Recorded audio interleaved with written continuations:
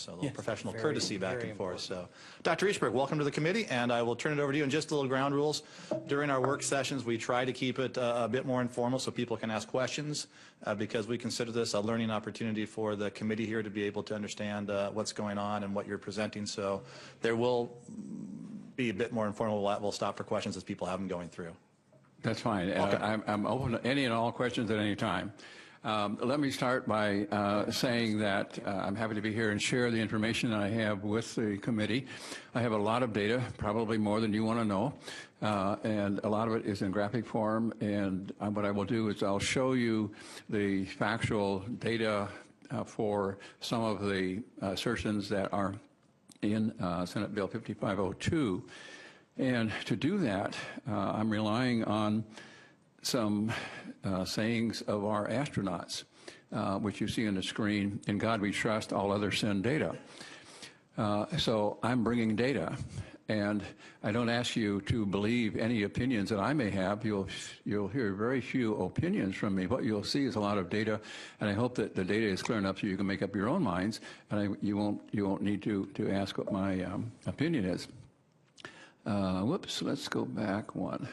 To begin with, I need to say who I am, primarily because there has been a lot of politics injected into science these days. And so I am simply a geologist with 50 years of expertise and research in global climate change all over the world. I'm a lifelong environmentalist. I am a scientist. I'm not political. I don't have any particular bias towards either party, so I have no political agenda. I'm not associated with or funded by any business group. I'm not a shill for big oil, big coal, big anybody. All of my research has been funded by governmental agencies. And I'm currently working actively with an international group of geologists, atmospheric physicists, meteorologists, astrophysicists, oceanographers, and sea level experts, and other sciences in various parts of the world. That's where I'm coming from. I thought I might start by listing some things that you probably don't know about or haven't heard about because the news media isn't telling you. And I've listed a few of them here. There are a lot more, but some things that I will touch on later in the presentation. And that is that global warming ended in 1998. That may come as a surprise, but I'll show you the data for it. And it is indeed true, and that has been admitted by the chairman of the UN group that has been pushing CO2 as causing climate change. Even he admits there's been no global warming in 15 years. The Antarctic ice sheet is not melting. Contrary to headlines you'll see about every other day that the Antarctic ice sheet is melting at an accelerating rate. It not only is not melting at an accelerating rate, it's not melting at all. The main ice sheet, and I'll show you the data for this, is in fact growing, not melting. So we don't need to fear that the ice caps are going to suddenly melt and cause all kinds of problems for us, because they aren't. Sea level has been rising globally and also locally at a rate of about 7 inches per century, as we're thawing out from a little ice age which occurred about 500 years ago. And the projections of anywhere from 5 feet to 20-foot rise of sea level, as you'll see when I present the data, is beyond reality. Snowfall is not below normal. There have been headlines from time to time about, in the Cascades, certainly, that the snowfall in the Cascades is diminishing because of global warming. That's not true. For the past 5 years have set snowfall records, both globally and in the Cascades. CO2 cannot possibly cause global warming. That will come as a shock to you, I'm sure. And the reason is that there's so little of it. It is a trace gas. It has increased in its atmospheric content by only 8/1000ths of 1%. If you double nothing, you still get nothing, and I'll comment more about this later. Severe storms are not more frequent than normal. When we get a big snowstorm in the east, they say, oh, it's because of global warming. When we hear about a hurricane on the East Coast, they say it's because of global warming. It isn't.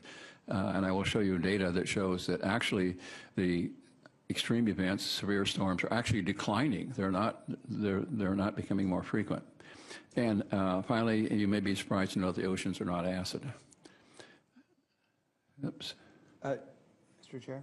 1 second. You want to go back? I think Senator Anker has a question. Oh, I'll have several later. Most of them I'll wait until the end. Just on that last point, the oceans are not acid. Are you saying that ocean acidification does not exist, or are you saying the oceans entirely are not acid? I think all of us would agree with that. Nothing is an acid, so. the oceans are not pH, which is a measure of acidity, is measured on a scale, and 7 is neutral. The oceans have a pH of 8.2, which is alkaline, not acid. And I'll show you why they are not going to become less alkaline, much less more acid, with increasing temperature change, if that in fact were to happen. Thank you, Mr. Chair. So just to clarify my question, I'll be a little clearer here then. Do you believe that ocean acidification exists in the world's oceans today and here in the Northwest? No. I'll show you the data. I'll talk about this in detail. If you'd like to wait till I get to those slides, it'll be clearer, I think. Badly. Thank you. It's very clear, and I'll show you the data.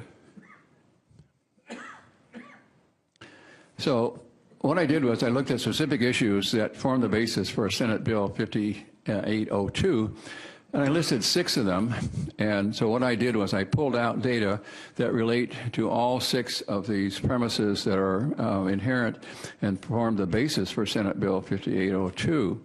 Regardless of the language of the bill, this is what the bill was based on as of this weekend. And you can read them, but emissions of greenhouse gases is the principal cause of climate change. A lot of data, I'll show you that. Sea level is rising at an increasing rate because of global warming. That's not true. I'll show you the data. Frequency of severe storms is increasing because of global warming. That's not true. Reduced winter storm packs and decreased summer stream flow is not true. Increasing acidification of the state's marine waters. That may or may not be true in terms of the state's marine waters. Certainly it's not true of the oceans globally. And finally, the production of more electricity from renewable energy while phasing out coal-powered electricity generation. I'll just show you some data that shows what this would cost, and without commenting on whether coal plants are good or not. I'm not particularly in favor of coal-powered generation, but there are some numbers you might be interested in. So let's take these one by one. The first one is that greenhouse gases from human activities. Dr. Easterbrook, Senator Anker has another question. Can you go back to the last slide? I didn't understand what your point number 6 was trying to get at. I heard you mention coal, that you're not necessarily in favor of coal-fired generation. What's your point there? What are you going to tell us about? My point is to show you the relationship between coal-powered generation and other forms of electricity generation, how much of it is from each of these categories, and what the cost of each is, and what changing from one to another might involve. I have no opinion on that. I'm just going to show you some numbers. And how that relates, sorry, Mr. Chair, and how that relates to climate. Or you're just going to show us the costs on the generation? Well, it relates to climate because the rationale for moving from one form of energy generation to another is climate. Is how much CO2 you put in the atmosphere. If that's not a realistic assertion, then it doesn't matter. But if it is, then there is a concern that it's related to climate. Thank you, Mr. Chair. So let's look at greenhouse gases. But before I do that, let me say something about global warming. There's nothing new about global warming. It goes on all the time. It has been going on for thousands of years at much higher rates, much more intense for longer periods of time than we've experienced in the last period of global warming since CO2 began to be elevated. This graph shows temperature on the left-hand side and the date, year on the bottom. And what you will see is that there was a period of cooling from 1880 to 1915. Temperatures were going down. This is a global record. And then from 1950 to 1945, the climate warmed. And then it cooled again from 1945 to 1977. And it warmed again from 1977 to 1999. And since 1999, it has cooled slightly. Not a lot, but slightly. So what does that mean? Well, if we go back to the warming that occurred from 1915 to 1945, shown by this curve here, global warming occurred without any increased CO2 in the atmosphere. This was before the big surge of CO2 emissions after World War II in 1945. So if you want to put a mental line in 1945, that's the breaking point between increasing CO2 and insignificant changes in CO2 prior to that. So this warming took place prior to increased emissions that occurred after 1945 and cannot possibly be ascribed to CO2 as a cause. Cannot be. And then in 1945, global emissions began to escalate very rapidly. And for 30 years, as the escalation continued, and we put more and more CO2 in the atmosphere every year, we had 30 years of global cooling. So the question then is, if we've had escalating CO2, which is supposed to cause global warming, why did we have global cooling during the initial period when CO2 was escalating so rapidly? It doesn't make sense. And then finally, there was a period from 1978 to 1998 when global temperatures rose again, and CO2 was still rising. CO2 has been rising throughout this whole interval. So there's only one period when CO2 was rising at the same time the temperature was. And we can take that back even farther. If we go back 500 years, this graph shows essentially temperature on the left-hand side and the year AD on the bottom. Each one of these red peaks is a warm period. Each one of the blue peaks is a cool period. Climate is not constant. It's changing all the time, and it changes in cycles. Warm, cool, warm, cool, warm, cool, with about a 30-year time span between each one. So we could count these warm periods, and we can count 20 periods of global warming and global cooling that have occurred in the past 500 years, none of which could possibly have been caused by CO2 because CO2 had not begun to rise until 1945. In other words, we have an instance here of 20 periods of global warming, similar to what we've experienced in the period from 1978 to 1998, that could not have been caused by CO2. They were caused by natural causes. That's important. 20 periods of global warming that can only be ascribed to natural causes in the last 500 years. If we go back even farther, if we go back 10,000 years, this is temperature on the left-hand side. Sorry, it's not labeled. And these are years before present on the bottom. The red curve you see here these are temperatures that are higher than the present temperatures. And so this is 10,000 years ago at the left-hand side. This is present on the right-hand side. Look how much of the last 10,000 years the temperatures have been higher than they are now. Almost all of the last 10,000 years, except for the period beginning about 1,300 years ago, almost all of that, the temperatures on Earth were actually warmer than they are right now. Warming is nothing new. As a matter of fact, it's the norm for the last 10,000 years. The blue periods here are from the Little Ice Age, which was a period of global cooling that occurred from about 900 AD and may still be going on for all we know. So what about all the claims then that temperatures are warmer now than they have ever been? These are patently not true. And those claims come from manipulation of data. Here is the real original data. The hottest year of record, number one for the number of, this is the number of temperature records that were broken. Number one is 1936. Everybody has acknowledged that 1936 was the warmest period, warmest year of this century, until NOAA and NASA began to manipulate the old data and made it cooler. And then they elevated the recent temperature, made them warmer, and so they come up with a headline saying, oh, it's warmer now than it was then. This is the original data before they manipulated it. You'll see that if we take the top 10, number 2 was 1934, 3 was 1939, 4 was 1931, 5 was 1930, 6 was 1933, 7 was 1938, and guess what? They're all in the 1930s. 1930s was the hottest decade of the century, not the present, not the last decade, but the hottest of the century. I'll show you. Over here, you look at all these 2000. These are all second tier, 10, 11 through 20. This is what the present temperature has been doing, and it's nowhere close to the other. And if you plot that data, this is what it looks like. This is a number of temperature records that were broken in any given year. These are years down here.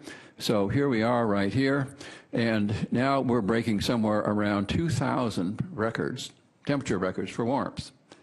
And you think, wow, 2,000, that's a lot. But look at what it was doing in 1936 and 1934, 10,000. We are setting record highs at a rate of about only a fourth of those that occurred in the 1930s. This is hard data. You can, question? No, go ahead and finish the slide, then we'll have a question. Pardon me? Go ahead and finish the slide, then we'll have a question. Oh, I'm essentially finished. The point here is that the 1930s were the warmest decade, and there were 10,000 temperature records set in 2 years, in 1936 and 1934, and we're setting now records somewhere in the world at a rate of about a fourth of that, about 2,000. Great. Senator Ranker has a question.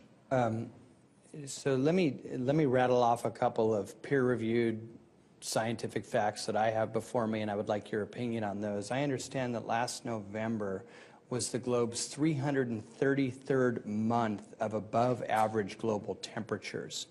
To put that in perspective, that would mean that if you are 27 years old today, you have never experienced a month with a global temperature below the average. You have a question, Senator Ranker? I asked it in the beginning. Thanks. I want to know his opinion on this. And then the second one is that, again, peer-reviewed data here. Senator Ranker, we'll come back to that one later. We're going to let Dr. Easterbrook. No, we're going to let Dr. Easterbrook finish his presentation. I'm happy to answer your question, but I'll show you some data. Let me answer it for you. Because what you just put out in your slide goes contrary to the data that I have before me. So I'm just curious if what you're basing your metadata on, where your samples are taken from, and then also what's your opinion of the data that I have before me, which seems contrary to what you're putting forward. I don't doubt that it's contrary. And what I just said a moment ago was that I'm showing you the original data, and what you're looking at is the data that has been tampered with by NOAA and by NASA. And I could show you curves of what that data looked like in 1936, what it looked like in 1980, what it looked like in 1990 and 2000. And the temperatures, the high temperatures in the 1930s get cooler every year. They put out a new issue. And the temperatures that are in the 2000 plus get warmer because they have frankly tampered with the data. That's the difference between what you're looking at and what I'm looking at. Mine is the original data. One quick follow-up, Mr. Chair. Sure. So National Science Foundation, NASA, and NOAA have manipulated the data. Yes, that's true. I can show you the data that they have manipulated. I'm not saying that they have done something which is scurrilous and evil. What I'm saying simply is something that everybody will agree on, and that is that they have what they call adjusted the data. And if you look at how they have adjusted it, the 1930s always get lower because of the adjustments they made from the original data, and the 2000 plus always get warmer. That's the case, and I can show you data that will indicate that if you like. Thank you. Right. Here is a curve of what's called a heat wave index.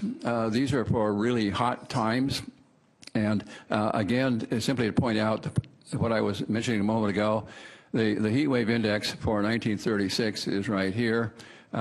And look at the period of 1930, 1940 relative to where we are now. This again confirms what I have just said, that the 1930s were warmer than they are right now. We had more heat records broken. We had higher temperatures. It was a hotter decade.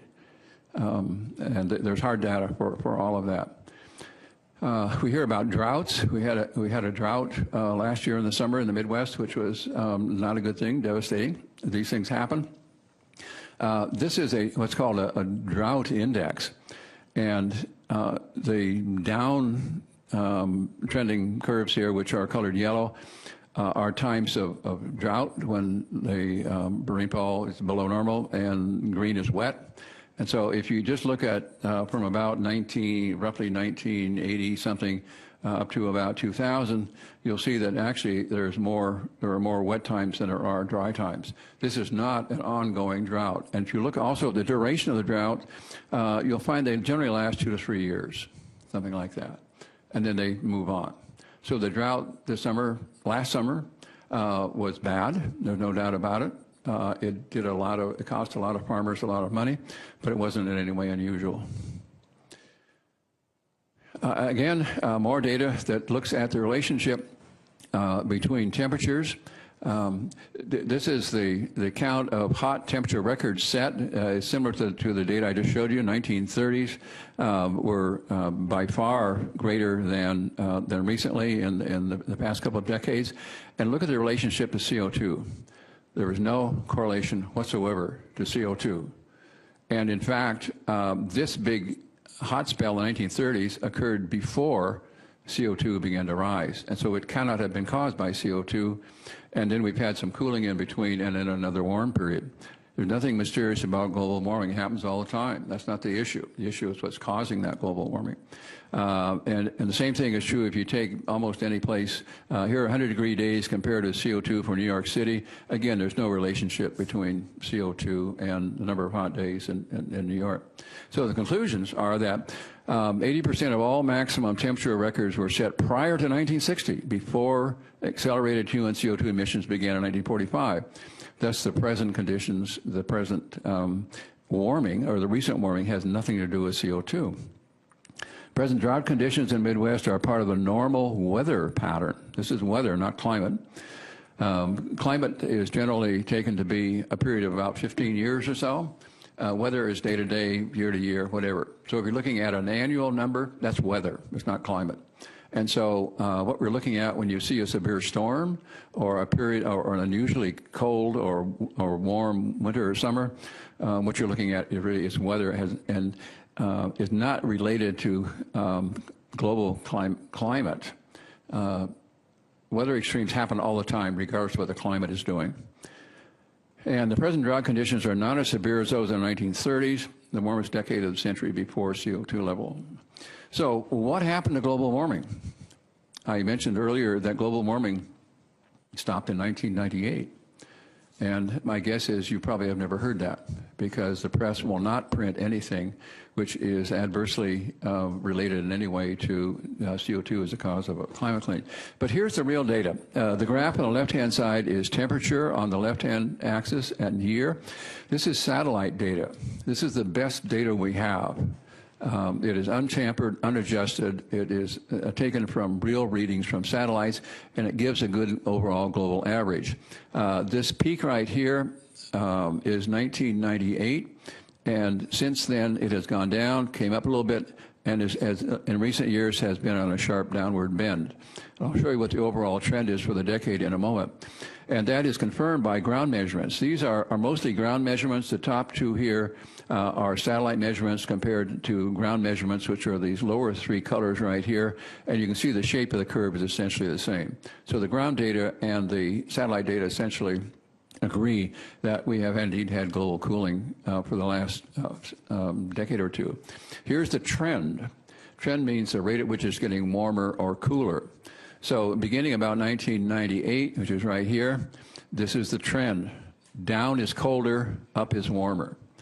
Look at the downward trend between 1998, and this only goes to 2004, but it's continuing on down. These are winter temperatures for the U.S. And again, look at the same trend. Starting about 2001, the average winter temperature is going down at about -4 degrees during this period. That's the trend. It's getting colder at a rate of about 4 degrees.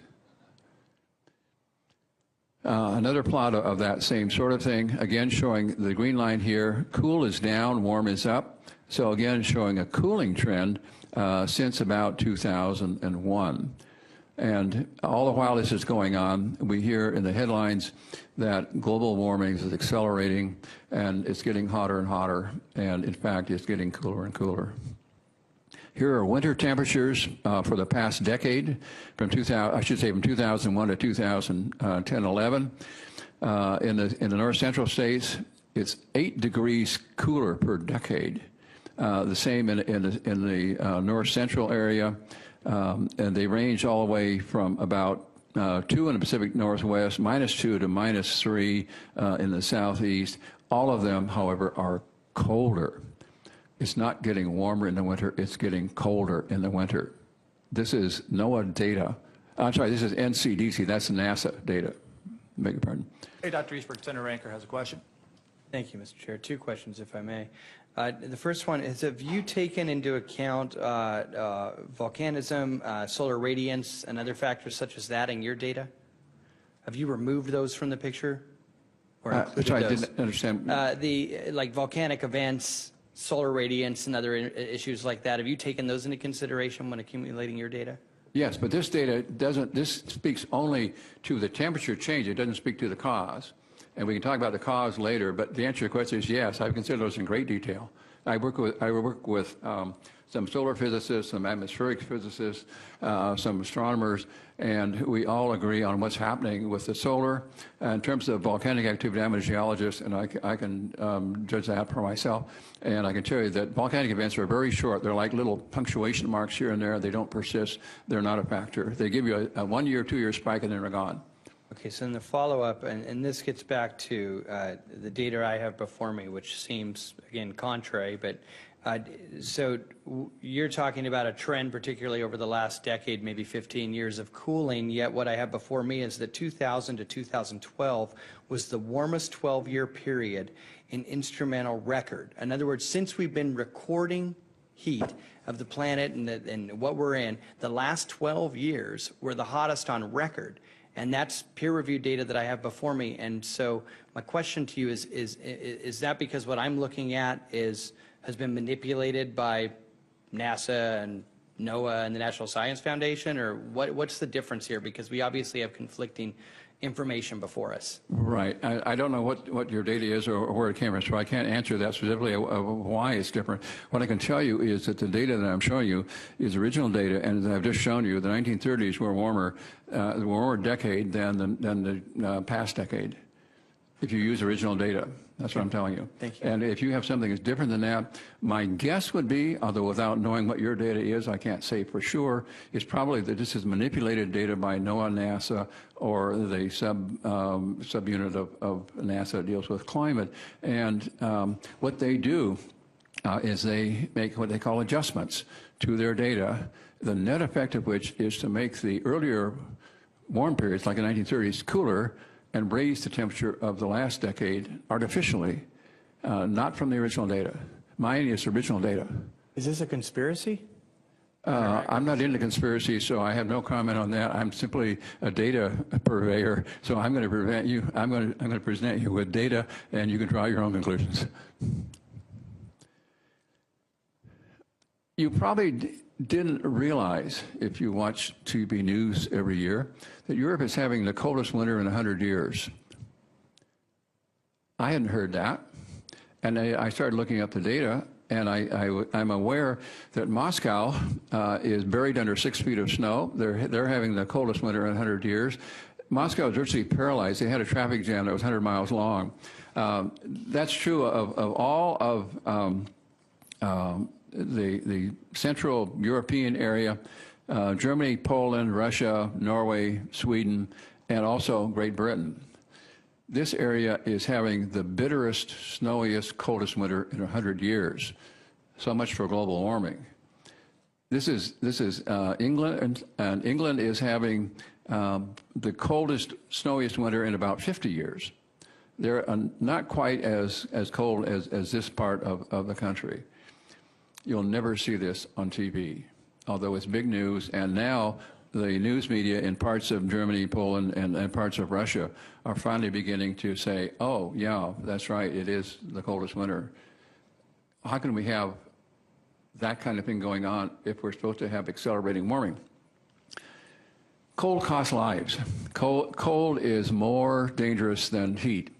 You kill more people in a cold winter than you do in a hot summer.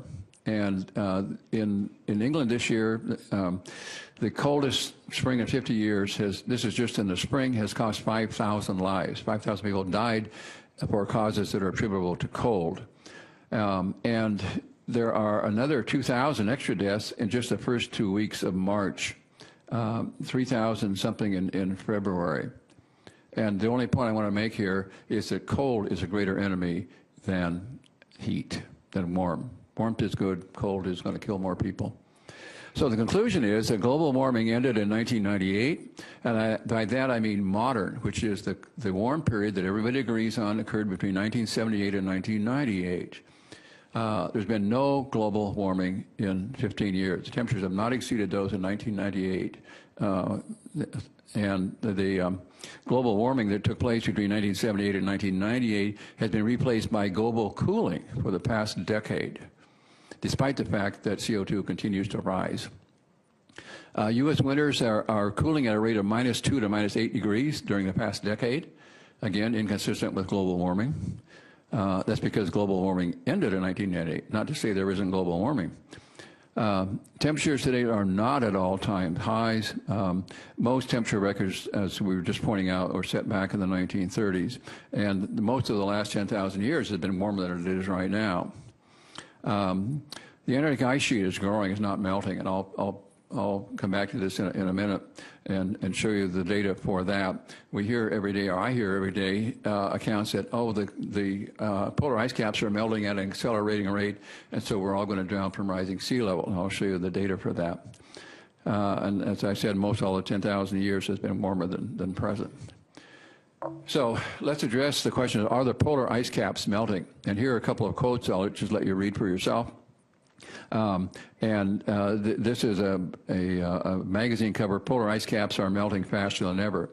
Well, guess what? There's no polar ice cap at the North Pole. There's an ocean.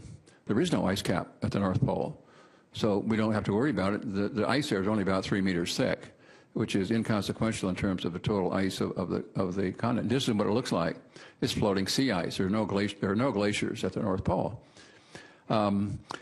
The Arctic sea ice fluctuates, the aerial extent. There have been times when it was warmer and you could sail ships across the Arctic Ocean. The Chinese did it in 1420s. And we hear a lot about the polar bears who are in trouble because the sea ice is melting. But what I can tell you is that the polar bear population has gone from 5,000 to 25,000 during that same period when the sea ice was supposed to be melting. And they survived 10,000 years of climate warmer than today, so they're going to be just fine. Let's look at the Antarctic ice sheet. And this is what you'll see in the headlines. It's melting at an accelerating rate. This is untrue. It's actually growing, not melting. Antarctica consists of a continent with a huge ice sheet. This is the Antarctic ice sheet. It's about 15,000 feet thick at its thickest point. Temperatures there are exceedingly cold. I'll show you those in a moment. There's a little arm right here called the West Antarctic Peninsula that has warm water around it, which has been melting some of the floating ice there in recent years and causing some glacial melt. But this is a minuscule part of the total volume of ice that occurs on the continent of Antarctica. And the reason is that the average daily temperature in Antarctica is 58 degrees below zero Fahrenheit. The last winter temperature at South Pole reached minus 106 degrees. To get any ice to melt, you would have to raise the average daily temperature from minus 58 to 32 degrees, which is the melting point of ice, plus another 10 degrees or so to get any appreciable melting to occur. You would have to warm Antarctica 100 degrees to melt the Antarctic ice cap. How likely do you think that is? I'll let you judge for yourself. It's not going to happen. The other thing about Antarctica is that because of the situation at the pole and the continental area, it makes its own weather, and there is a strong weather gyre that goes all the way around Antarctica, and the Antarctic ice cap has not disappeared in 15 million years, despite temperatures considerably warmer than we have today. Antarctic ice cap is not melting. We have ice cores through the ice cap that show us that there are no gaps in the ice record. If the Antarctic ice cap had melted before when temperatures were warmer, we would have gaps. We don't have them, which means that the Antarctic ice cap is exceptionally stable. It's much more stable than temperate glaciers. It's not going anywhere. Here is the record at the South Pole, which has been kept since 1957. This is the average, and you don't see any change in the temperature at the South Pole. And there are two stations that record temperatures. One is the South Pole, and the other is Vostok, which is a Russian station, and they show the same thing, namely that there has been no warming in Antarctica since records have been kept in 1957. again, emphasize the point, the Antarctic ice cap is not melting. I'm going to skip this in the interest of time and move directly to CO2 as a possible cause of significant global warming by itself. Dr. Easterbrook, Senator Billick has a question.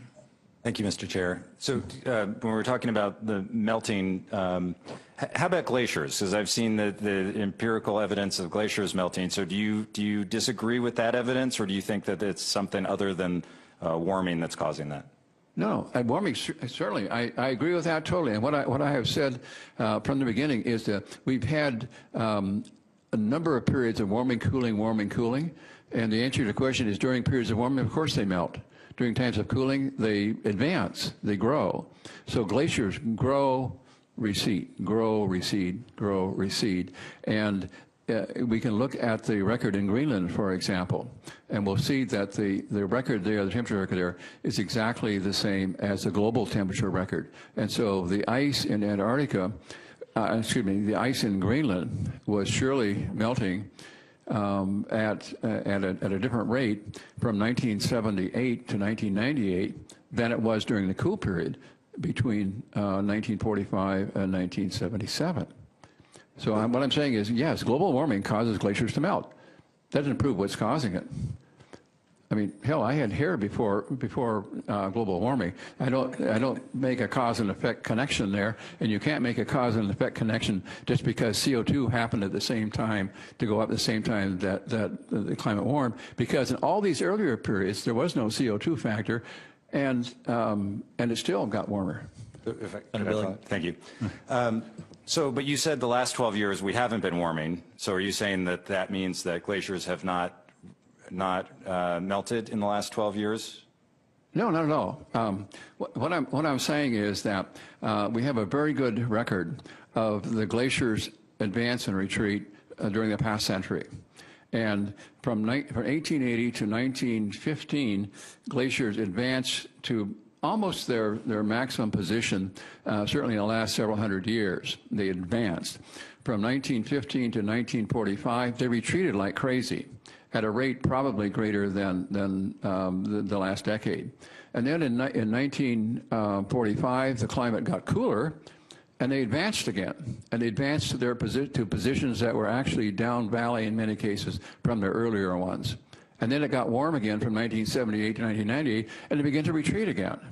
And then since 1998, many of the glaciers have stopped retreating, and some are starting to advance. This is true in Alaska, it's true in Scandinavia, true in some parts of South America. But not every glacier behaves the same way, so not every glacier has stopped melting. Thank you. It is the nature of glaciers to melt when the climate warms. Oops, let's go back here. Here's a critical question. Is CO2 capable of causing global warming? That's what underlies all of these discussions. And that's the main contention of the whole climate change debate. What you may not be aware of is that there's almost no CO2 in the atmosphere. It's very small. It's 39 1,000ths of 1%. If we take a bucket of air out of this room and measure it, we will get 39 1,000ths of 1% CO2. It's almost nothing. If you double nothing, you've still got nothing. Since 1950s, since this big escalation of emission of CO2, the composition of the atmosphere, the CO2 composition, has increased by only 8 1,000ths of 1%. That's almost as close to nothing as you can get. You can triple that and you still have nothing. There is not enough CO2 in the atmosphere to do much of anything. And then you add to that CO2 accounts for only 3.6% of the greenhouse effect. Only 3% of the greenhouse gas effect is CO2. 95% is water vapor. So the point of this is that CO2 by itself is incapable of significant global warming. That's the bottom line. I'll say it again. CO2 by itself is incapable of causing significant global warming. And so how do we get these projections in? And we get it because the climate modelers who depend on computer models rather than real data for their conclusions have decided that if CO2 goes up, water vapor will also increase. And as water vapor increases, we kick in this 95% of the greenhouse effect. So virtually all of the temperature increase during the warm period we had in 77 to 98, virtually all of that they would account for by water vapor in their models, not CO2, water vapor. So the question is water vapor increasing? Well, here's water vapor. Here's water vapor going back to 1947. Water vapor, if water vapor is increasing as CO2 goes up, and that's what's levering the global warming, then you might have an argument for their models. But water vapor is actually decreased since 1947. Look at the downward trend. Down is less water vapor in the atmosphere. And these are various levels of the atmosphere. So in order for their models to be correct, they must show that there has been an increase in water vapor in the atmosphere, and it's just the opposite. There is less water vapor in the atmosphere now as CO2 has gone up, not more, and so their models are totally invalid. Their models will not work without an increase in water vapor. There's another effect of CO2, which is called a saturation effect. If you take a dry sponge and dip it in a bucket of water, it'll soak up water. If you take a wet sponge and put it in a bucket of water, it doesn't soak up very much more water, does it? Because it's already saturated. And CO2 operates the same way. There's a saturation level wherein the CO2, which is in the atmosphere right now, is mostly saturated with respect to capturing of the frequencies of heat. And so on this curve right here, this is the degree in possible temperature change with increasing in atmospheric carbon dioxide. This 1950 level is right here, 2008 level is right here. The maximum amount of temperature change you could get from the increase in CO2 from 1950, when the whole thing started to escalate for emissions, and now is less than 1/10 of a degree. This is basic physics. What about just making a correlation between CO2 and temperature? On this curve, this is atmospheric temperature, atmospheric CO2 on this side and surface temperature on this side. So here's the CO2 curve, which has been increasing, been going up steadily, no doubt about it. From 1915 to 1945, we had global warming with no increase appreciably in CO2. So CO2 didn't cause that warming. In this century, hotter than it is now. And then when CO2 was escalating in 1945 on, we actually had global cooling. The curve is actually going the opposite direction as the CO2 curve. If CO2 causes global warming, why do we have 30 years of global cooling when it began to escalate? Doesn't make any sense. It's only in this last period from 1978 to 1998 when the two have coincided by coincidence. We can also show that carbon dioxide in the atmosphere always follows an increase in temperature, not the other way around. The idea would be that if CO2 is causing global warming, CO2 would go up and then the temperature would go up, okay? But here's what actually happens, and these are measurements that have been made by a group of researchers in Norway. The blue curve down here is temperature. Temperature's been going up and down, as it does every few years, largely because of ocean changes. And this is the CO2 content of the atmosphere. In every case, temperature goes up and then CO2 follows. If CO2 was causing this temperature to go up, it should precede it, but it doesn't. It follows it in every case and by about the same amount. And this is for short-term changes. The same is true for long-term changes. So the conclusions about CO2 is that the amount in the atmosphere is minuscule. The total change is so small that there is absolutely no way it can cause global warming by itself. It's totally dependent on water vapor, and there's no correlation between global temperatures and CO2. When CO2 goes up, temperature does whatever it wants to do. The comparison of computer model predictions of global warming, when you compare those to actual measurements to see if the models were right, they are totally inaccurate. The models are totally inaccurate. And I'll show you an instance of that in just a minute. The bottom line is CO2 is not capable of causing significant global warming by itself. That's clear from the physics. CO2 is a result of global warming, not the cause of global warming. As you increase the temperature, you increase the CO2 in the atmosphere because there's more that's given up by the oceans. Dr. Easterbrook, you use the term greenhouse effect. I'm sorry, a greenhouse effect is caused by certain gases that will absorb certain frequencies in the electromagnetic spectrum, namely heat. And so the idea would be that as heat is coming from the surface of the Earth upward, being radiated back into space, that certain gases will tend to capture it, if you like, and make the air warmer.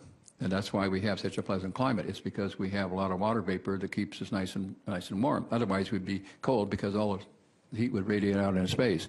So think of gases that capture heat is the easiest way to think of it. And I guess I raised the point because the greenhouse effect is not a negative thing. It's not what? It's not a negative thing, the greenhouse effect.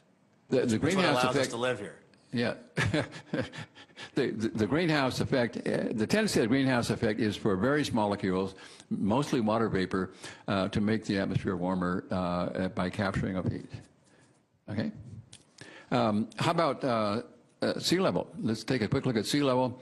This is one of my favorite pictures. This is New York City with the predicted sea level rise by 2100 by certain people in the UN and other people who shall remain nameless, but who are big advocates of CO2. Actually, I kind of like it. I'm not a big fan of New York, and so it would be kind of fun to see New York as an island.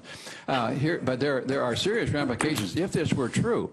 Here's Florida, for example, and this is the present coast of Florida. Here's what the coast of Florida would look like if sea level were to rise to the predicted level by the UN agencies. And here's what the old coastline, this is what the coastline looks like now. This is what it would look like if sea level rose somewhere between 5 and 20 feet. The poster child of rising sea level is the Maldives Islands, and you're going to see a big program on TV about how the poor people in the Maldives are going to be drowning and they're going to have to move the entire nation. A world-renowned sea level expert decided to go see for himself what was really there. And what he found was this, that in this picture, for example, this is the 1979 shoreline right here. This is where the sea level was in 1979. Here's where it is now. Here's another place. This is where the sea level was in 1979. Here's where it is now. The irony is that the Maldives are emerging from the oceans, not sinking. They're not being drowned, they're coming up out of the ocean. Here's proof positive. This is documented with the dates of when the shoreline was here, with photographs and measurements, and sea level is actually lower since 1979. It's not sinking. So how much is sea level changing? We've been thawing out from the Little Ice Age, which was about 500 years ago, and temperatures have been rising during that period at a rate of about 0.8 degrees a century, no doubt about it. And as that's happened, sea level has been rising, partly as a result of expansion of the volume of the oceans with the warmer temperatures. And the rate of rise, this is the rate of sea level rise. This is the year. They've been rising at a rate in the early days about 1.5 millimeters a year. That's about the thickness of your fingernail per year. You wouldn't be aware of it. So the total sea level rise in the past century is about 6 inches, not that much. In our lifetimes, it wouldn't rise enough we'd even be aware of it. Here is the official sea level record from the University of Colorado, going back to about 1993, and sea level was been rising at about the same rate, 1 to 3 millimeters a year. It actually went down for a while, from about 206 to 208, and then now it's going up and down a bit, something like that. So no doubt, sea level is going up. The question is, how fast is it going up?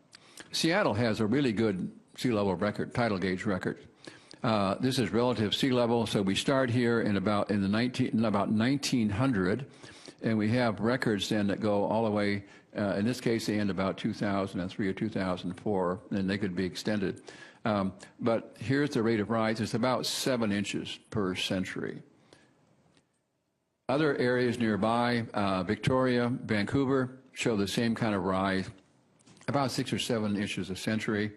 But in some places, it's going the other way. For example, Nia Bay, sea level is going down at a rate such that by 2100, it would be lower by 7 inches, not higher. Here's Astoria, 1.7 inches lower at the rate it's going, the present trend.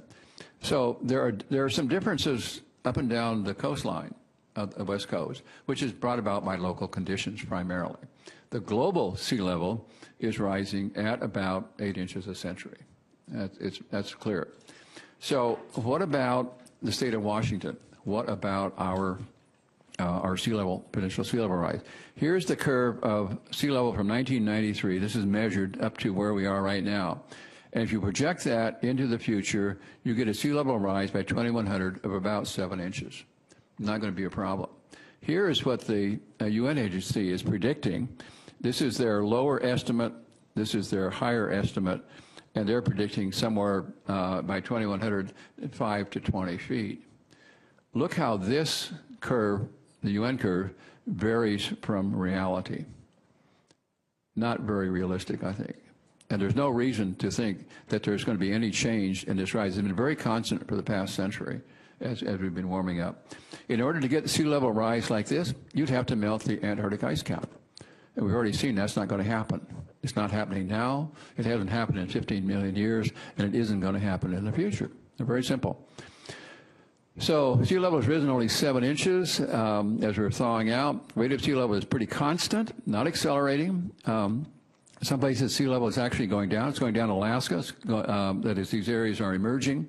Maldives, Niue, Astoria, they're getting lower, not submerging. The IPCC, this is a UN agency, predicted large sea level rise is unrealistic because global warming has stopped, for one thing, and the Antarctic ice sheet is not melting. The projections are for sea level rise in the Pacific Northwest about 6 inches by the end of the century. How about frequency of severe storms? You see this in the headlines every day. Big storm, must be global warming. And Dr. so, Easterbrook, could I ask you a question really quick? I know Sure. we're getting behind schedule here, so my apology. But on the slide where you talk about we're going into a global cooling period, what would lead to the sea level rises during a period of cooling, if that chart's correct for the last 12 years? the sea level rise is caused by a number of different things, and one is that as the temperature has gone up over the century, we've gotten actually warmer than the beginning of the century by about 0.8 of a degree. Everybody agrees on that, and that has caused us the volume of the ocean water to expand, and that accounts, people think, for a large percentage of the rise in sea level of like 7 inches in a century, something like that. The other is melting of glaciers. Glaciers certainly did melt from 1915 to 1945, and that added some water. And they also rose from 1978 to 1998. But if you look at the sea level curve, it's constant. It's not going up and down with the glaciers. So it's clear that glacial meltwater is not what's driving this constant rise of sea level. It's probably expansion, thermal expansion is what most people think. Senator Ranker has a question. Thank you, Mr. Chair, and thank you for your testimony so far. I have a different question I want to ask, but I want to get to the glacier piece. I was just in Alaska looking at a glacier that I hadn't looked at in 15 years since I was much younger, and it's dramatically smaller than it was. How do you account for that?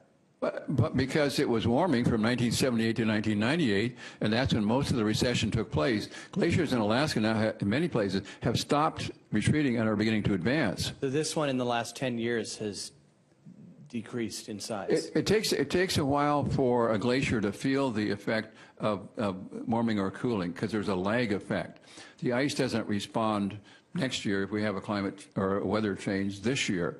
The response time of a glacier to a climate change is anywhere from 2 or 3 years to maybe 15 or 20 years.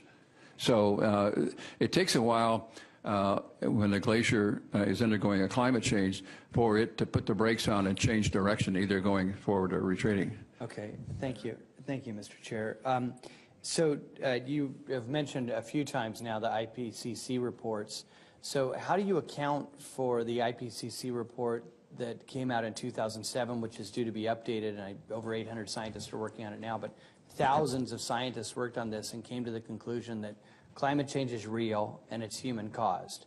How do you account for all of those folks saying that, and it's obviously very different than what you're presenting to us today? Could I answer that in just a moment with a slide? Of course. I can show you the Yeah. I can show you the data, and you will be surprised at the answer, I think. Okay. Thank you. So anyway, the point I want to make here is that the frequency of severe storms is not increasing because of global warming. Here are U.S. hurricanes. Actually, you see kind of a downward trend here in recent years. There are fewer hurricanes in the last couple of decades than there were earlier in the century. Here is global hurricane frequency. There's also a slight downward trend. The number of hurricanes is not increasing. Here are strong to violent tornadoes. Again, here's where we are now. We had a bad year in 2011, but not as bad as back in here. And generally, they are down rather. They're higher here than they are here. The number of tornadoes is not increasing as a result of global warming. Precipitation stream flow shows much the same thing. Here is precipitation in the U.S. If you look at the green area, that's increased precipitation. Brown is less. And from about 1970-something on, look at the prominence of green over brown. More precipitation in that time, not less. The same thing is true worldwide. And the worldwide precipitation pretty much follows a climatic trend with the warming and cooling trends. So here we have a period when there was more precipitation, here less, here more. It's a cyclic kind of thing. Overall, precipitation and stream flow, I should say, which is this graph right here. This is the average stream flow index from about the last decade, roughly. And there's no significant trend. It's not trending down. Is the only point here. So the conclusions here: a number of U.S. hurricanes has decreased since 1851. The global hurricane frequency has declined since 1978. The number of tornadoes has decreased since 1970. Global precipitation has increased since 1950. Stream flow in the U.S. hasn't changed appreciably in 15 years, and there is no basis for predicting increasing extreme weather because of global warming. A, it's not warming. B, it's not happening. Specific issues, again, reduced snowpacks are a concern for the Cascades. And there have been predictions since 1990 by the IPCC that we will see the end of snow. There were predictions that the next generation won't know what snow is because of global warming. And the East Anglia group of climatologists issued a forecast that the snowfall in England will become a very rare and exciting event. And I think if you talk to many people in England right now, you'd find that it is exciting, but it certainly isn't rare. And here's a headline: snowfalls are now just a thing of the past. And in 2007, the Unit of Concerned Scientists warned that snow would be a problem for ski areas. And there was a big flurry of that this winter. People were predicting that the ski areas are going to have to go into another business because they weren't going to have any snow. The truth is, snowfall is increasing, not declining. Heaviest snowfall, these are headlines, in a century hits Moscow. Anchorage set an all-time record. China is cold, and snow just wreaked havoc with their transportation, worst in 6 decades. Here is the snowpack, snow cover in the U.S. At this date, and as you can see, there's snow clear down to the Gulf almost. Snow is not getting caught. And here is the Northern Hemisphere snow extent. 5 of the 6 snowiest winters for the Northern Hemisphere have occurred since 2002. Here's the Northern Hemisphere snow extent. Snow is not disappearing, it's increasing. We're getting more snow, not less snow. Here's a snowpack in the Cascades. This is the snow water equivalent. In other words, up is more snow, down is less snow. And each of these is a data point for a particular year. If you connect the dots, you get this dark blue curve here. If you do a least squares curve through this to look at the trend, what you'll see is that if we start here about 1995 or so, look at the area that's in this kind of turquoise color versus the area that's in gray. More snow, not less snow in the Cascades. And then since about 2006, we've had generally higher snowfalls than present, up to about 120 to 150% higher than normal. Snow is not disappearing. There's no problem with water supply by melting snow. In terms of precipitation, here's a map of precipitation of the U.S. Green is an increase in precipitation. green here is up is increase in precipitation, down is decrease. And if you go back to about 1980 or so, it's mostly green, meaning there is not less precipitation, there's more precipitation. So the conclusion is, despite predictions that snow will be a thing of the past, we're getting more of it. It's getting snowier and colder, and we've just looked at snowpacks and temperatures for this winter as well as for the decade. Oops. Here's the acidification thing that you asked about earlier. Acidification, by definition, is the process of becoming acid or being converted into an acid. Ocean acidification means turning the ocean into an acid. That's what acidification means. But the oceans are not acid. They are strongly alkaline. Their pH is about 8.2. Neutral would be 7. So what's the possibility for changing that? The allegation is that because there's more CO2 in the atmosphere, that's going to put more CO2 in the oceans. And at the same time, they're saying that CO2 is causing it to become warmer. At the present time, we've already looked at these numbers. The amount of CO2 in the atmosphere is, the change is so small, 8/1,000ths of 1% changed in the atmosphere. And the volume of the oceans is about 300 million cubic miles. And we're going to change that from a strongly alkaline solution to an acid with this 8/1,000ths of 1% change in CO2. Not possible. There are enough CO2 atoms in the atmosphere to do that.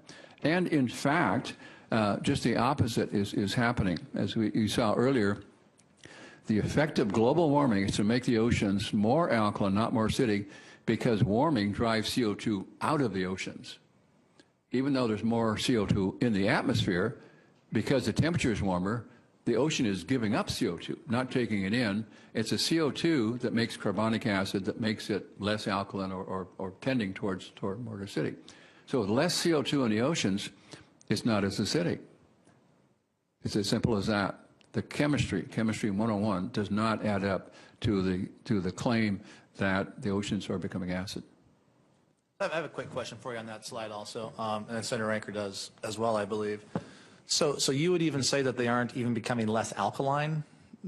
I guess that we don't really know, because what I can tell you is that this is the equation for the pH of ocean water. And, don't try to understand this, I'll explain it. If you add CO2 to water, you get carbonic acid, and that releases hydrogen, which is what changes the acidity. So that's the basic formula. Seawater can hold more CO2 than cold water than warm water can. So as warming occurs, what's going to happen is it's going to drive the equation in the wrong direction. It's going to drive CO2 out of the oceans, not take more CO2 into it. And the amount of CO2 that's added to the atmosphere in terms of volume is so minute, there aren't enough carbon dioxide atoms to convert 300 million cubic miles of seawater into an acid. It's as simple as that.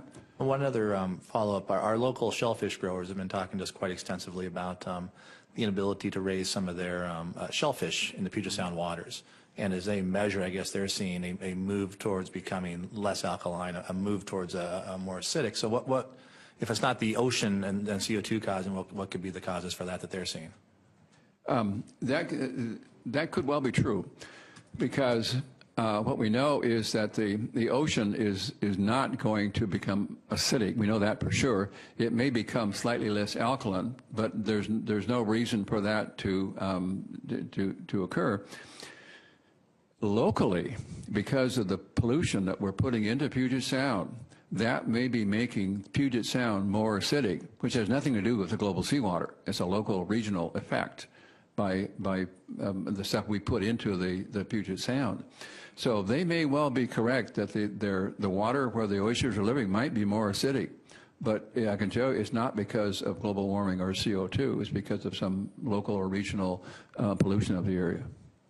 And just really, I guess, acidification, I guess, is kind of a term of art. I'm not sure if it's how it's utilized, but even in that situation, we're not becoming acid, we're becoming less alkaline. Less alkaline. You're never going to get you, to acid, never. You're trending this direction, but you're not going to cross over that point to where you're okay. That's right. Thank you. I think that helps explain that term to a lot of people also about ocean acidification, what it means in terms of locally here also. Senator Anker. You actually asked, Mr. Chair, thank you. My former question, you've raised another one, however, which is, so would you say, so let me ask clearly. So the oceans are not becoming more acidic. I didn't say that.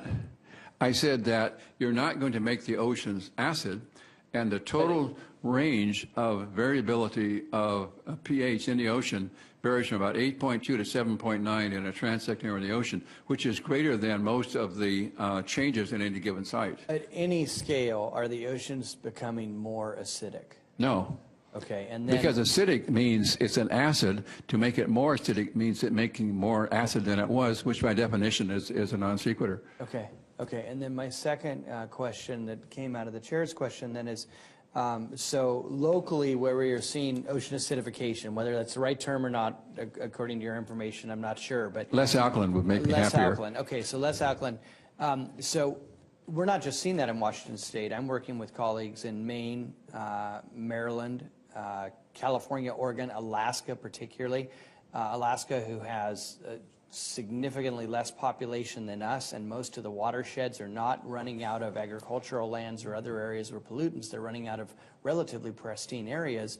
So is the impact there also from some sort of pollution?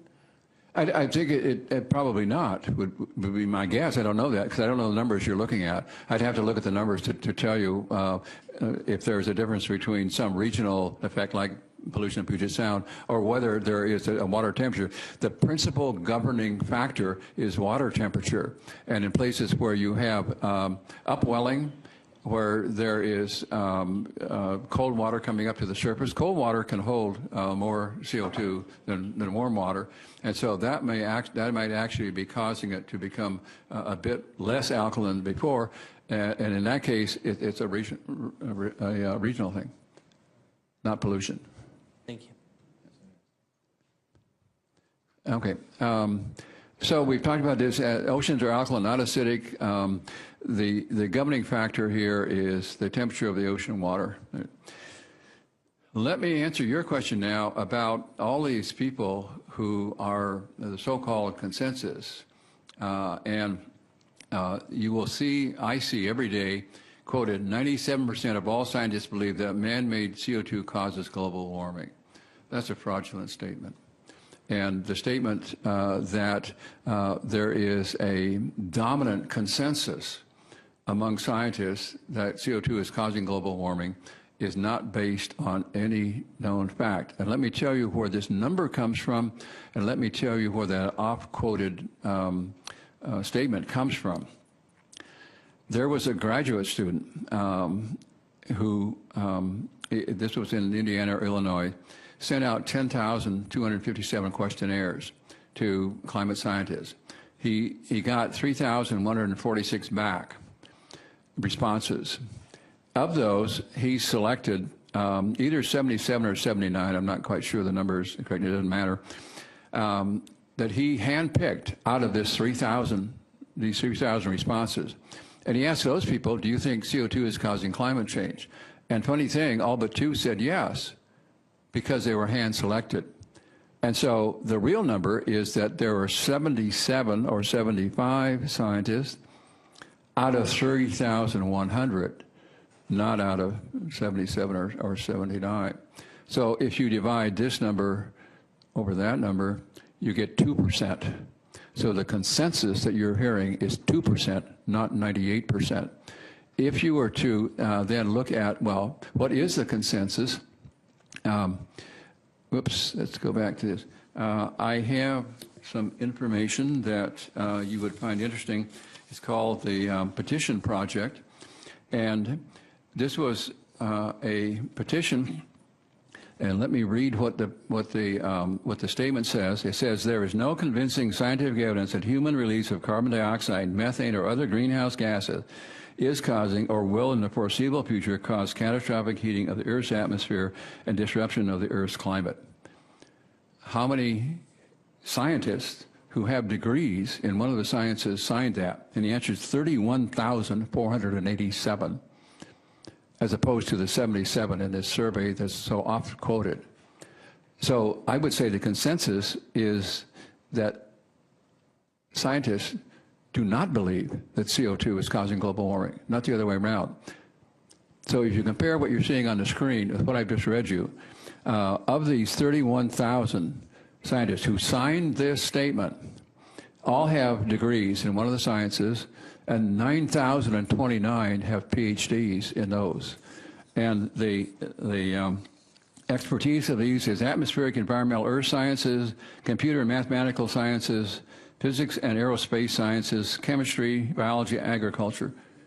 These are real scientists, and there are 31,000 of them.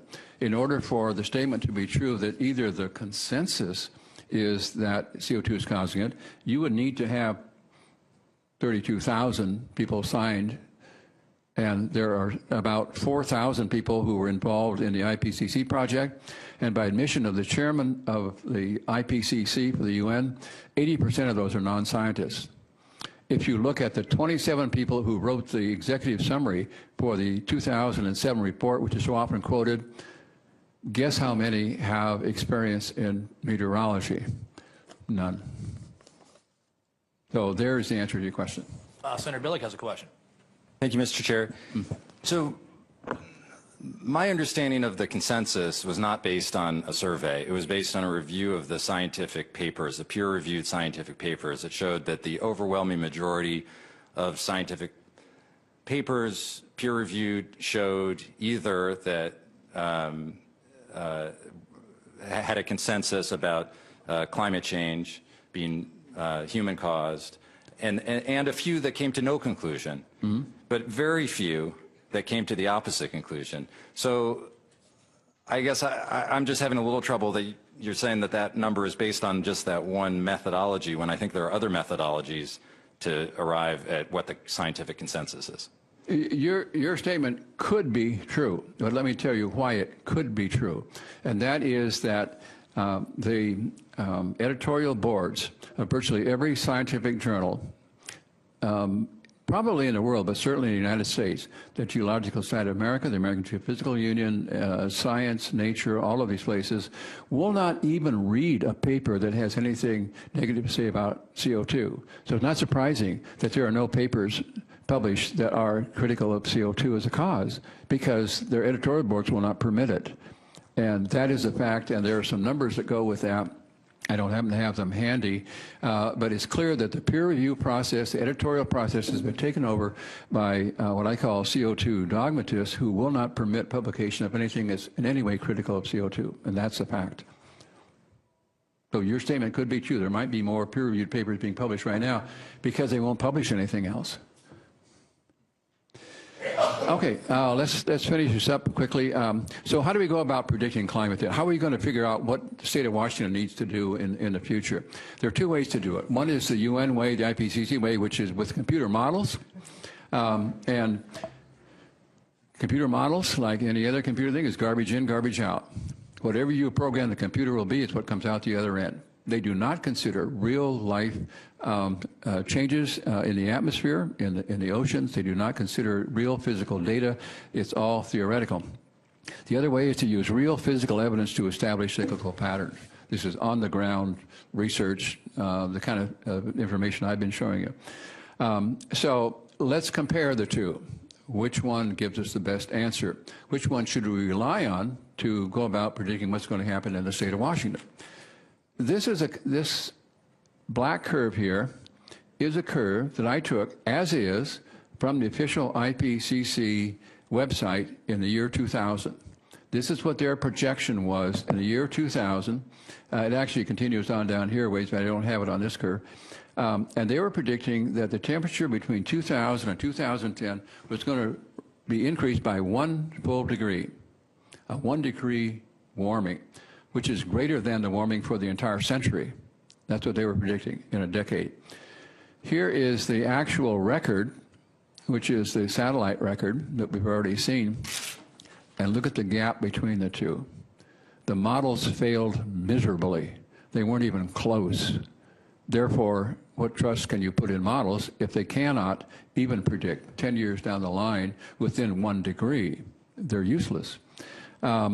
So what we can do then is look at real physical evidence to predict where we're heading. What kind of evidence can we use? We can use the natural, observable evidence, which looks something like this. The Pacific Ocean has 2 modes, a warm mode and a cold mode. This is what the temperature looked like between 1945 and 1977 in the Eastern Pacific. North America, we're about right here. Blue is cold. Orange and red are warm. The whole coast of the U.S., clear up in the Gulf of Alaska, at this time was cool, and we had global cooling down here. This is blue down here is cool, red is warm. In 1977, in 1 year, there was a flip, and the Pacific Ocean changed from, in this case, cold to warm. The red is warm, and look what happened. We had global warming. Surprise, surprise. The message here is that the temperature in the Eastern Pacific governs the climate of North America. It's that simple. And so what we see is a regular pattern of a warming ocean water, cooling ocean water, warming ocean water, which is exactly mimicked in the global climate temperature. Exactly. And in this case, it's like a toggle switch on-off. This change from cool to warm mode occurred in 1 year off the coast of North America, and the climate changed that quickly. CO2 doesn't change that quickly. This is not a climate change that could have been brought about by CO2. And here's verification of that. This is what the temperature looked like off the coast of North America in 1977. And also in 1998 is very similar. In 1999, look what happened.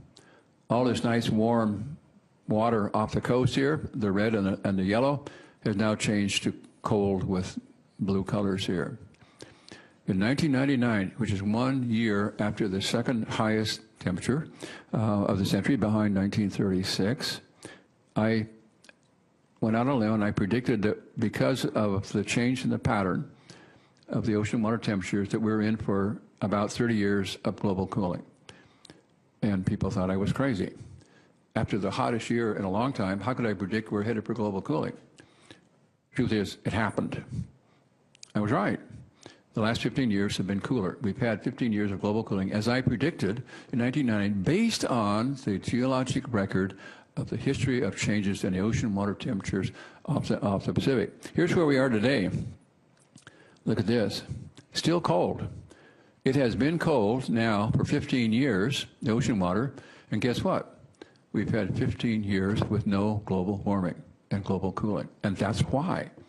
So all we have to do is to read the past history of these ups and downs, and this is what you get. Here is the ocean water temperature. When it was warm off the coast of North America, we had global warming. When it was cool, we had global cooling. And this is a period of about 25 to 30 years generally.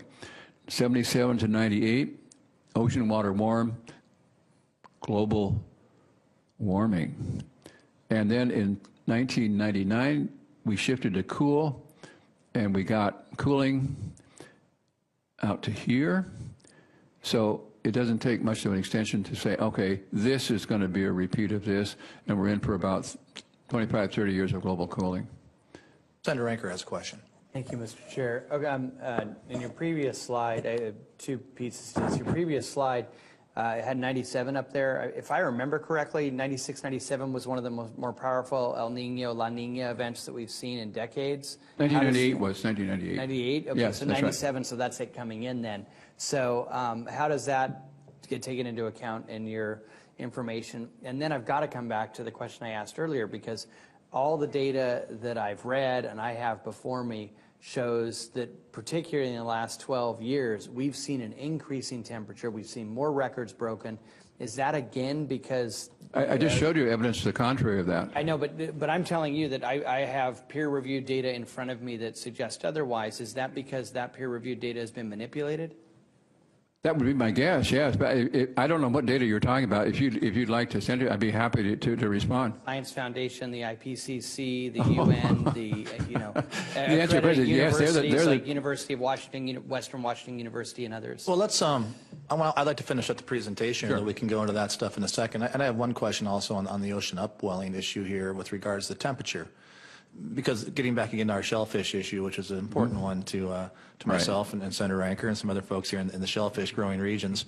But when we have the ocean upwelling that could lead to the global cooling aspects that you spoke about, whether or not we agree or we take a look at it, that we can look, would that be due to the cooler water and the upwelling hitting the coast and coming into Hood Canal, which could result in a lessening of the alkaline in those waters? I mean, that's an interesting one to take a look at going forward. That's certainly possible. The solubility of CO2 in seawater, which is what governs the generation of carbonic acid, which is what makes the seawater pH go up or down, is a function of temperature. And so the colder the water, the more CO2 that can be held by the seawater, therefore the less alkaline it is.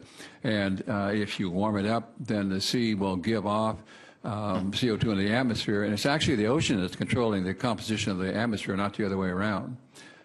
So the answer to your question is that could explain some regional differences, because we know that there is upwelling that happens about every 2 years off the coast of South America to the equator, and there certainly are upwellings elsewhere. So that could be responsible for a change in the pH of the seawater. Yes, is the answer. How are we doing on time here? How many more slides do we have? I'm done. You're done? Any more questions? I'm done. I didn't know we were finished there. Any more questions from the committee? Senator Billig. Thank you, Mr. Chair. So I want to go back early in the presentation. You talk about real evidence, and it seems there's one of the issues is the data. And I think if you said that NASA is manipulating the temperature data, their temperature data.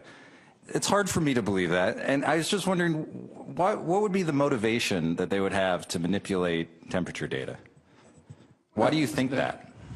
I have no idea. I have no idea what people are thinking. What I can tell you with absolute certainty is that I have seen the original data that was collected at many places, and then I have seen that same data graphed by NASA, by NOAA, and by the CDDC, which is an arm of NASA, in 1980, and it was different. And I saw it again in, 1990, 2000, and it was different yet. And I saw it again in 2000 and something or other, and it was different yet, and each case higher. So I'll let you draw your own conclusions for that. I have no idea about motivation or anything else. I'm not a mind reader. All I can tell you is what I observe, and that is well documented.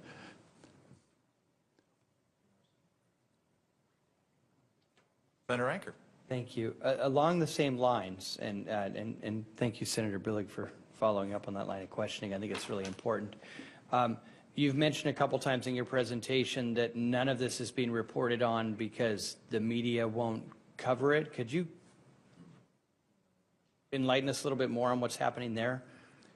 If you look at any major network TV program, how many headlines have you seen that say we have unprecedented global warming, and how many headlines have you seen that, gee folks, the climate's cooling, gee, it's the coldest winter in 100 years in Europe, gee folks, it's cooler? And the answer for my own personal experience is none. I can tell you personally that a few years ago, the New York Times did a feature presentation on some of my material, and I was called by every major national TV network, ABC, NBC, CBS, Mallory, the whole bunch. And then one by one. Fox is behind you. You better say Fox. Fox, CNN, everybody, yeah. And so guess what? NBC called back and said, oh, we decided not to do that. CBS called back and said, oh, we're not going to do that. MSNBC did do an interview, CNN did, and Fox did. There were three, and CBS later did. But ABC, NBC, all of those withdrew their interest in interviewing.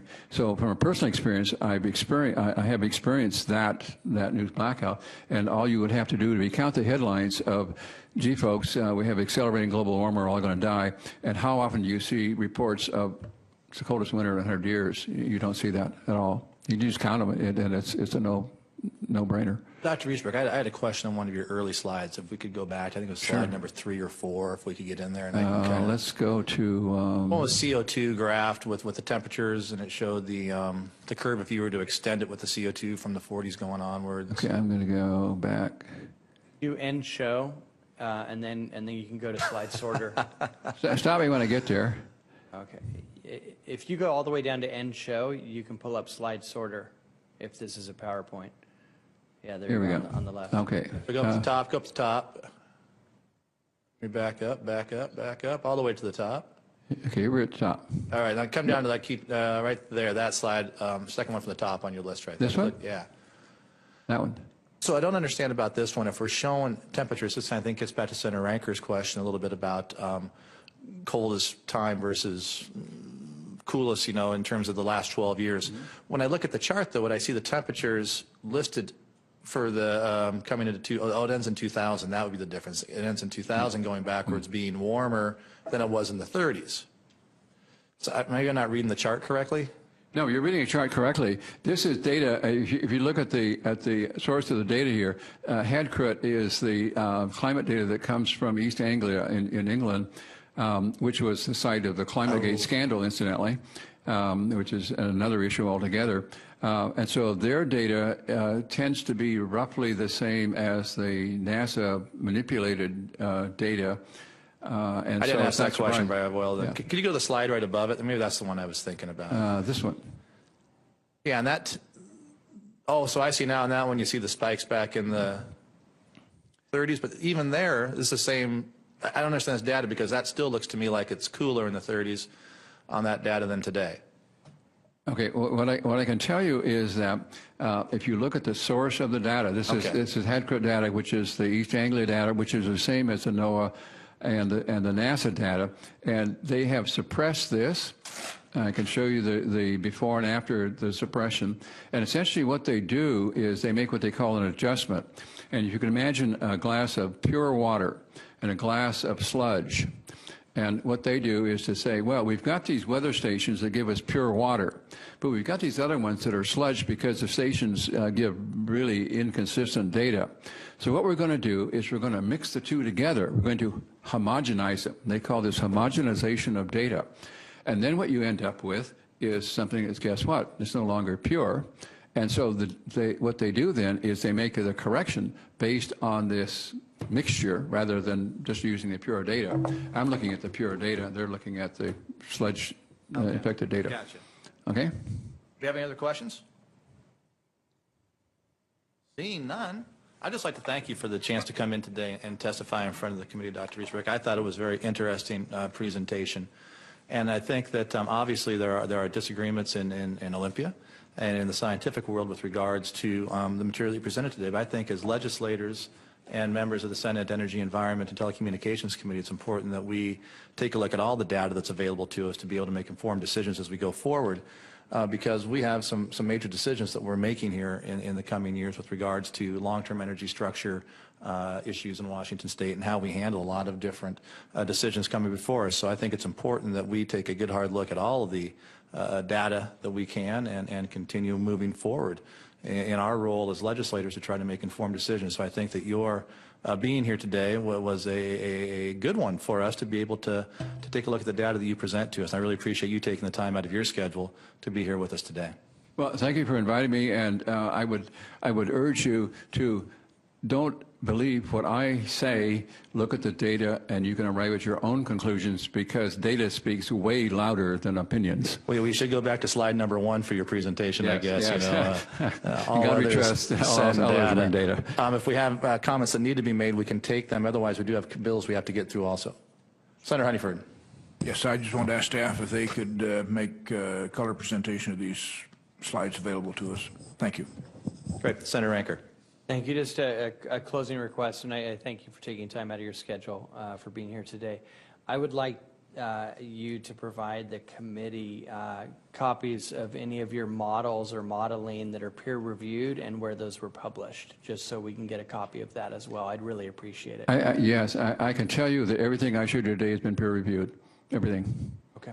And I can give you references if you'd like.